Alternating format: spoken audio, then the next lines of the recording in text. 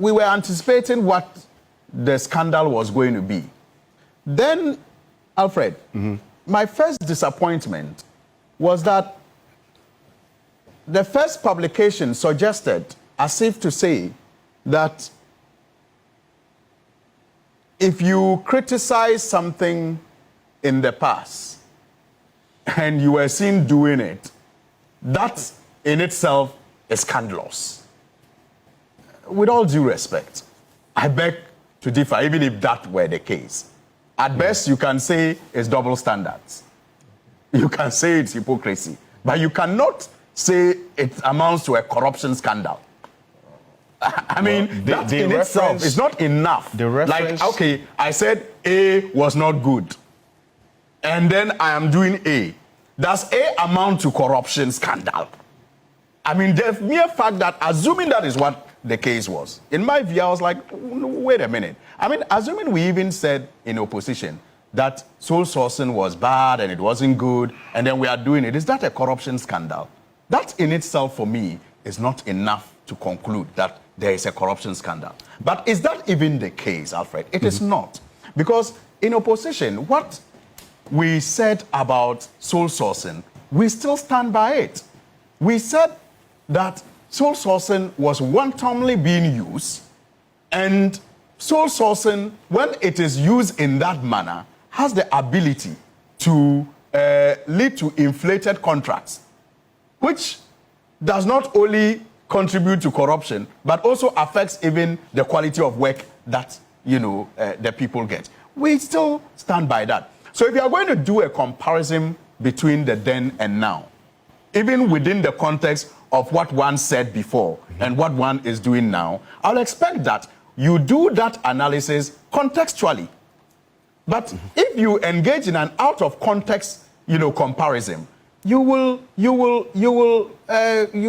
get your facts wrong. So what you say is out of context, because they reference the political position that you took about sole sourcing, not so much about the policy position per se.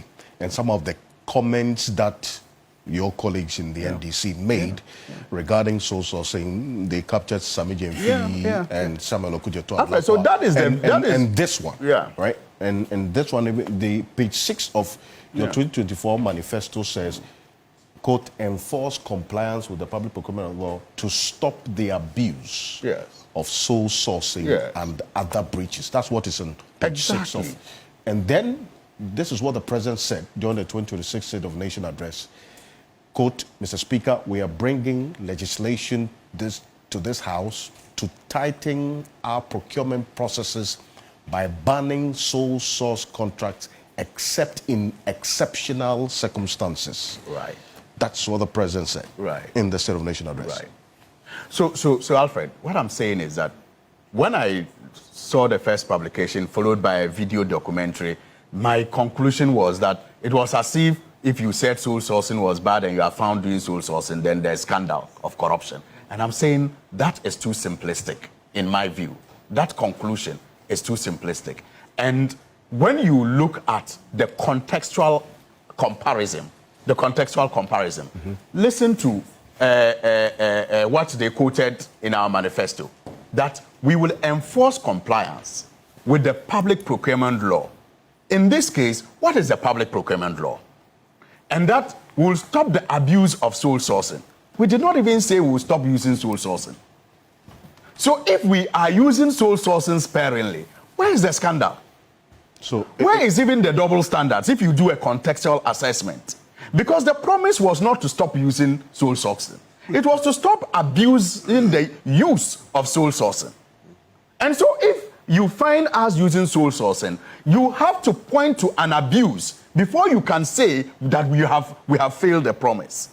But if you don't point to the abuse, and we are saying that in this particular instance, we had over 80 projects, before us, and a content assessment or analysis of the processes that were used to award these contracts lead you to a conclusion that 44% was the only one that went for sole sourcing. That is stopping, the abuse of using sole source. When in the past, 100% was what was used for sole sourcing. If today you see 40% used for sole sourcing, that is stopping the abuse. And then you ask yourself, is the 40% even, does the 40% meet the essential circumstances? 44%? 44%. 44%. Okay. 44%.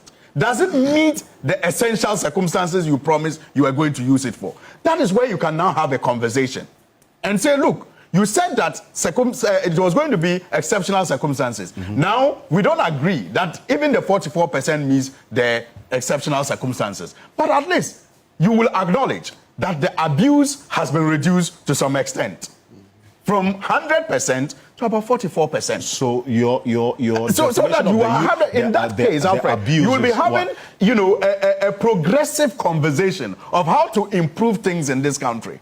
But when you just conclude that you heard sole sourcing in the past was bad, you are hearing sole sourcing now, and so therefore there is a scandal, it is so simplistic. And it amounts to an attempt to, you know, forcefully bring about an equalization that doesn't exist.